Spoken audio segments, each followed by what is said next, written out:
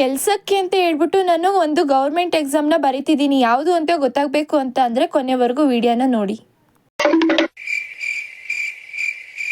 Hi hello ನಮಸ್ಕಾರ. ನಾನಿವತ್ತು 6 ಗಂಟೆಗೆ ಎದ್ಬಿಟ್ಟಿದ್ದೆ. ಏನಪ್ಪ ಇಷ್ಟು ಬೇಗ ಎದ್ಬಿಟ್ಟಿದ್ದಾಳೆ ಅಂತ ಅಂದ್ಕೊಂಡ್ರಾ? ನಾನು ಇನ್ಮೇಲಿಂದ 3 ಮಂತ್ಸ್ ಇಂಟರ್ನ್ಶಿಪ್ಗೆ ಅಂತ ಹೇಳ್ಬಿಟ್ಟು ನಾನು ಕಾಲೇಜ್ಗೆ ಹೋಗ್ತಾ ಇದ್ದೀನಿ.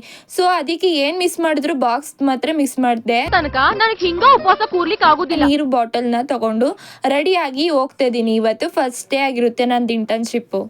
ಅಯ್ಯೋ ಬಸ್ ಬೇರೆ ಮಿಸ್ ಆಗೋಯ್ತು, ಆಟೋ ಬೇರೆ ಸಿಗುತ್ತಾ ಇಲ್ವಾ, ಲೇಟ್ ಆಗುತ್ತೆ ಅಂತ ಅಂದ್ಕೊಂಡೆ. ಹೆಂಗೋ ಸದ್ಯಕ್ಕೆ ಆಟೋ ಸಿಕ್ತು, ಹತ್ಕೊಂಡು ಬಂದೆ ಕಾಲೇಜ್ಗೆ.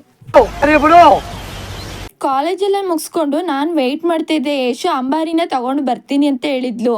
ಹೆಂಗಿದ್ರು ಇಬ್ಬರು ಜೊತೆಲೇ ಕಂಪ್ಯೂಟರ್ ಕ್ಲಾಸ್ಗೆ ಹೋಗ್ತಿದ್ದೀವಿ ಅಂತ ಹೇಳ್ಬಿಟ್ಟು ಆನ್ ದ ವೇ ಅವಳು ನನ್ನ ಪಿಕ್ ಮಾಡಿಕೊಂಡು ಕಂಪ್ಯೂಟರ್ ಕ್ಲಾಸ್ಗೆ ಬಂದ್ವಿ.